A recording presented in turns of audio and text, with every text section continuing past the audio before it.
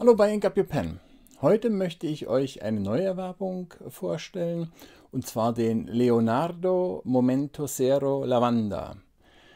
Den habe ich gekauft in einem Geschäft, das sich in den Niederlanden befindet. Ich hoffe, ich spreche den Namen einigermaßen richtig aus. La Couronne du Comte. Ich sage wieder dazu, wie in jedem meiner Videos, ich bekomme hier nichts dafür. Und ich schätze mal, wenn die hören, wie ich den Namen ausspreche, dann wird das auch keinen Gutschein in der Zukunft geben. Aber ich zeige euch hier mal, ich decke mal so ein bisschen meine Anschrift ab.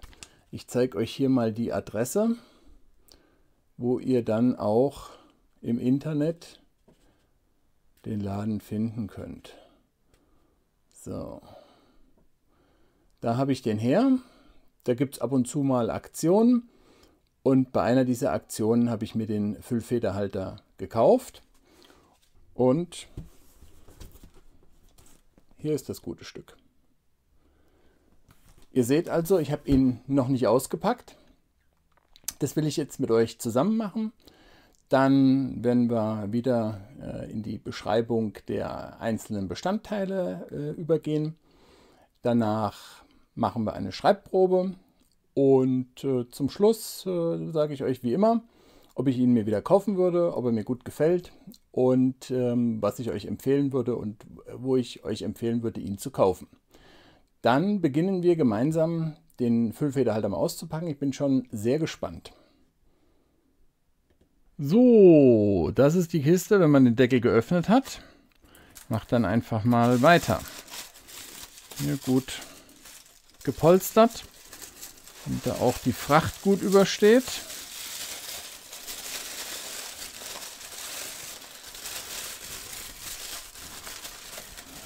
Sehr geräuschvoll. Dann kann das alles mal weg.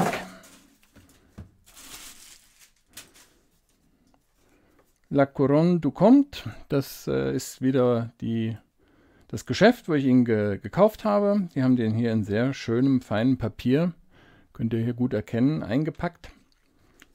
Dann werden wir mal schauen, dass wir das hier einigermaßen verletzungsfrei geöffnet bekommen.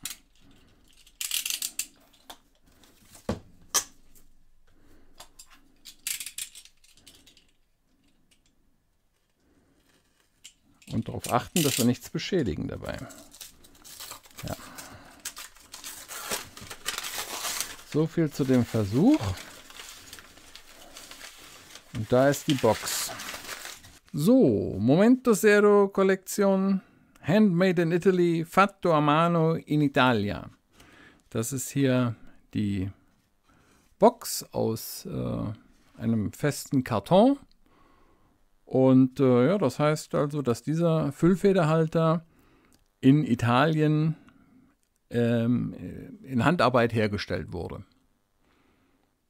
Wenn wir das Ganze dann mal drehen, da steht wieder der Hersteller Leonardo Officina Italiana, more than 45 years of experience from father to son and the story goes on. Also mehr als 45 Jahre an Erfahrung, Vater und Sohn betreiben das Geschäft. Und die Geschichte geht weiter, das heißt, die haben auch vor, weiterhin Füllfederhalter zu bauen. Centro per cento Italiano. Auch das kann ich ohne große italienische Kenntnisse, und das steht ja auch so ein bisschen dabei, dann übersetzen. Der ist 100% aus Italien. Zur Stirnseite. Da steht dann Lavanda Purple und B als Federstärke. Da steht nichts. Dann befreien wir den mal von diesem festen Pappschuber. Und da kommt hervor eine schwarze Pappschachtel mit sehr edler Schrift, leicht glänzend, Leonardo Officina Italiana.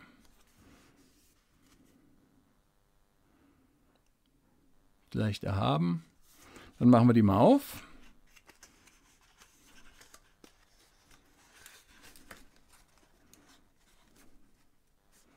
Wieder so eine Pappschachtel, gucken wir. Da kommt eine, ja, wie soll ich sagen, eine strukturierte Kiste hervor. Hat so ein bisschen wie so eine Art Holzmaserung. Ist so eine typische, so ein typisches Etui für Füllfederhalter von der Verpackung her. Und die werden wir jetzt mal aufmachen.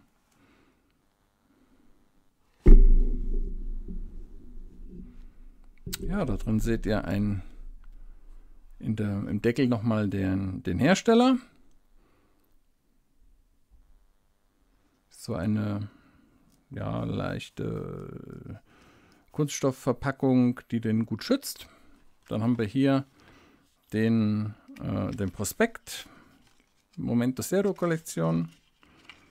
Da sind so ein paar historische Dinge mit drin. Ein bisschen was über die Firma, die Modelle.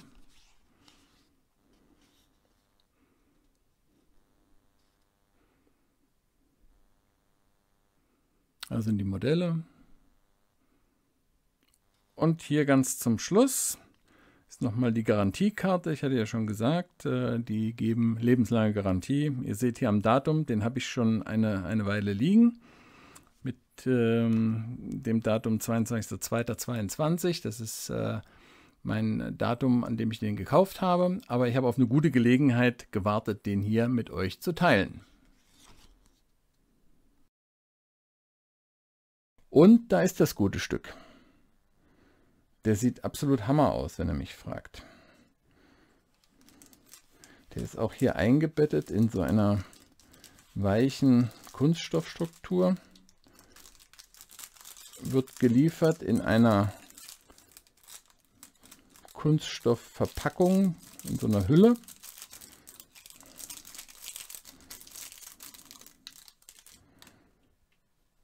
Da seht ihr schon, jetzt muss man näher rangehen, jetzt muss man mal zoomen.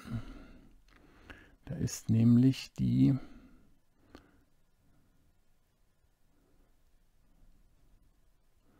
Individualnummer erkennbar. Da seht ihr sie. Das ist genau mein Füllfederhalter. Und wenn ihr euch einen bestellt, dann bekommt ihr den auch mit individueller Nummer. So, mal gucken, ob wir aus der Verpackung noch irgendwas rausnehmen können. Nein, das ist fest eingebaut. So sieht sie aus. Können wir die auch mal an die Seite stellen. Packen wir das hier alles wieder ein. Hoppla. So. Kommt das auch an die Seite. So, dann haben wir hier nochmal das Herstellerzeichen. Entschuldigung. An dem Clip. Können wir auch mal abziehen. Brauchen wir jetzt, glaube ich, auch nicht. Habt ihr gleich den Clip mal gehört? So. Ja, so sieht er aus. Tolles Stück. Und als nächstes werden wir uns mal dann die Bestandteile dieses wunderschönen Füllfederhalters des Leonardo Momento Zero Lavanda genauer anschauen. Hier ist das gute Stück. Der ganze Körper besteht aus Acrylharz. Den gibt es in ganz vielen Farben. Ich habe jetzt hier mir dieses Lavendel ausgesucht. Ihr seht es hier unter dem Licht. Das gibt sehr schöne Effekte, hat mir besonders gut gefallen. Ja, fangen wir mit der Kappe an. Das Schlussstück an der Kappe halte ich mal so ein bisschen schräg. Könnt ihr sehen, so eine leichte Spitze. Sagt, dass es angelehnt ist an die Modelle der 30er Jahre.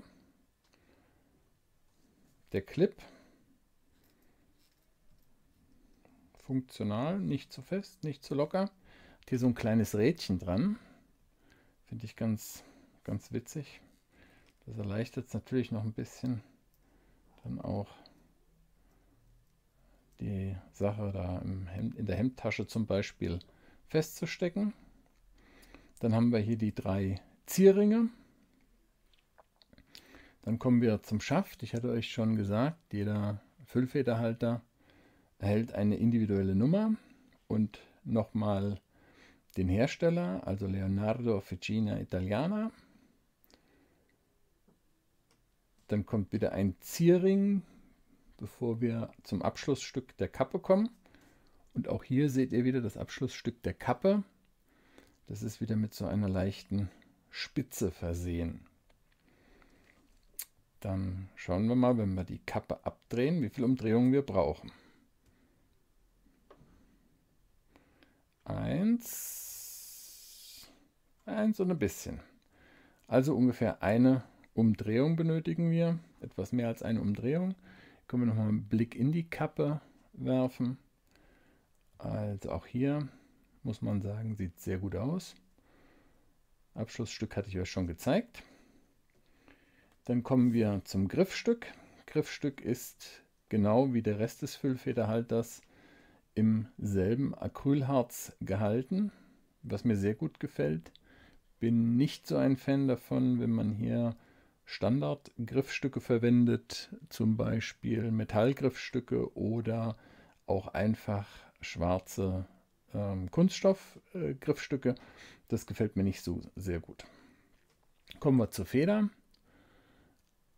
Es ist keine Goldfeder, auch wenn sie hier golden erscheint. Ihr seht das Firmenlogo Leonardo Italy. Das ist eine Stahlfeder. Ich habe mir die Federstärke B ausgesucht und ich bin gespannt, wie der im Vergleich mit meinen anderen Füllfederhaltern, das ist mein erster von Leonardo, wie der im Vergleich mit meinen anderen Füllfederhaltern dann schreiben wird. Dann werden wir ihn mal aufschrauben. Werfen wir mal einen Blick auf den Konverter. Ihr seht hier ein Metallgewinde. Im Schaft, da ist, könnt ihr hier auch erkennen, kein Metallstück. Also hier geht Acrylharz auf Metall.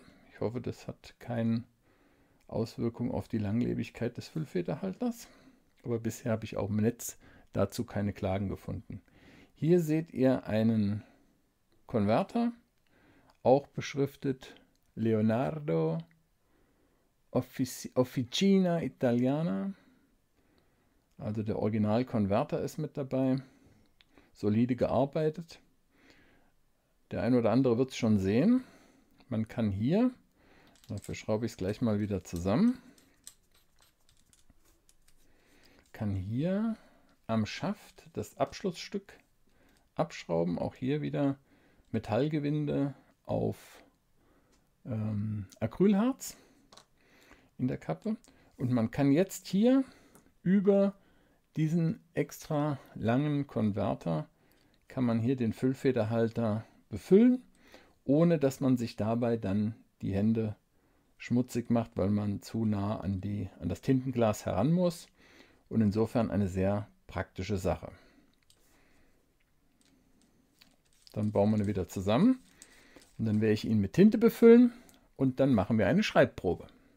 Ich habe den Füllfederhalter nunmehr befüllt und bevor wir jetzt an die Schreibprobe gehen, will ich euch noch kurz etwas zu den Maßen und Gewichten sagen. Also er wiegt befüllt mit dem entsprechenden Konverter, den ihr vorhin auch gesehen habt, 29,4 Gramm. Ohne Kappe misst der Füllfederhalter 12,9 cm. Mit Kappe, also im geschlossenen Zustand, 14 cm.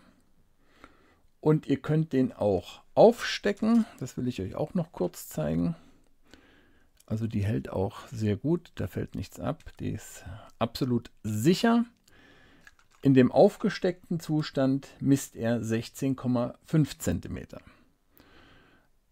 Ich habe mich hier jetzt für den Schreibversuch für eine Tinte, ich lasse ihn jetzt mal bewusst ein bisschen offen, mal gucken, ob er dann auch gleich anschreibt, für eine Tinte von Rohrer und Klingner Solferino entschieden. Ich finde, die passt farblich hervorragend zu dem Füllfederhalter und die will ich euch jetzt mal in dieser Kombination vorstellen. Also, es handelt sich hier um den Leonardo Momento Zero.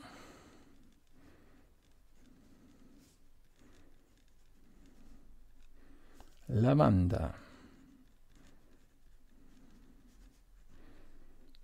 Ich finde es eine hervorragende Kombination. Dann könnt ihr euch mal anhören, wie der Stift hier über das Papier gleitet.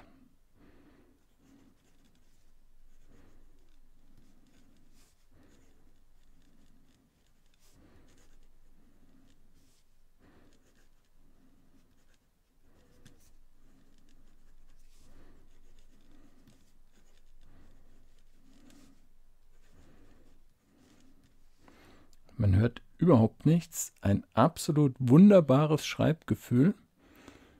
Ich kann überhaupt über diese Stahlfeder nichts Negatives sagen. Sie hat einen wunderbaren Tintenfluss. Es ist eine satte Farbe hier auf dem Papier. Also ganz hervorragend. Jetzt wollen wir noch mal gucken, wie es bei schnellem Schreiben ist.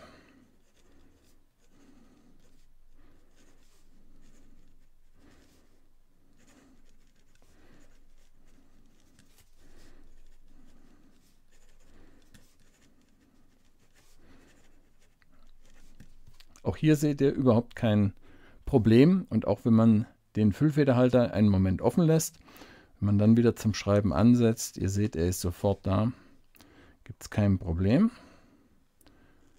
Wo wir ein bisschen Variation hineinbekommen, ganz vorsichtig, ja eher nicht, aber das ist jetzt nicht untypisch für eine Stahlfeder. Ja, soweit hier zum Schreibversuch. Ach, eine Sache habe ich noch vergessen. Ich versuche mal verkehrt herum zu schreiben. Mal gucken, wie er sich da mit dem Tintenfluss macht.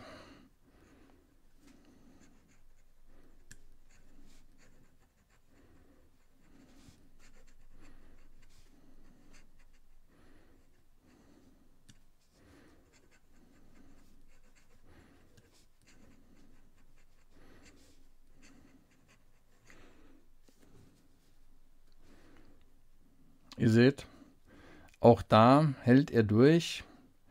Die Federstärke reduziert sich dann auf eine feine Feder, wäre jetzt so mein Eindruck.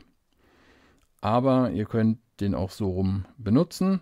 Schauen wir nochmal Tintenfluss, also ist schon sehr gut gewesen. Ja, ist schon eher feucht.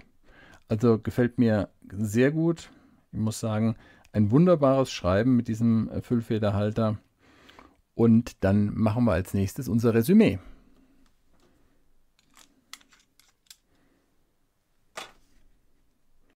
So, ich habe euch heute den Leonardo Momento Zero Lavanda vorgestellt. Hier ist das gute Stück nochmal. Ich habe ihn mit Rohrer und Klingner Tinte im Schreibversuch gehabt. Es ist ein Füllfederhalter im Stil der 30er Jahre aus einem Familienbetrieb. Was hat mir gut gefallen? Ja, dass er handgemacht ist. Die lebenslange Garantie, die individuelle Nummerierung. Das ist also wirklich etwas, was heute so nicht überall zu finden ist.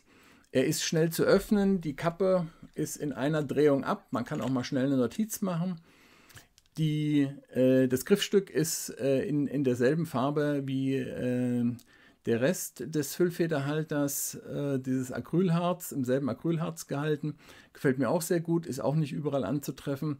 Ich habe ihn bei La Couronne du Comte, ich hoffe, ich habe es einigermaßen hinbekommen. Entschuldigt, liebe Leute von La Couronne du Comte.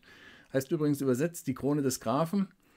Habe ich ihn gekauft. Ich bekomme da kein Sponsoring. Ich habe auch keinen Code für euch leider. Und ich habe ihn in einer Aktion gekauft. Das haben die doch öfter mal, Aktionen. Da würde ich euch einfach raten, immer mal wieder zu schauen. Der hat da mich ungefähr 120 € gekostet. Ab 100 € versandkostenfrei in Europa. Das ist also auch nochmal vielleicht eine Idee, dass man dann auf so eine Aktion wartet und dann die Versandkostenfreiheit nutzt, um das Ganze auch günstig zu halten. Also ich kann es euch empfehlen, würde ich mir wieder kaufen, auf jeden Fall. Ich finde ihn auch in der Kombination mit der Tinte von Rohrer und Klingner, Solverino, finde ich ihn ganz, ganz fantastisch, und ich würde ihn mir auf jeden Fall wiederholen und kann ihn euch auch empfehlen. Er schreibt ganz federleicht und weich. Und ja, kann man sich nicht besser wünschen. Toller Füllfederhalter. Und wenn ihr euch kauft, wünsche ich euch viel Spaß damit. Ja, dann sehen wir uns das nächste Mal bei Inkabio Pen.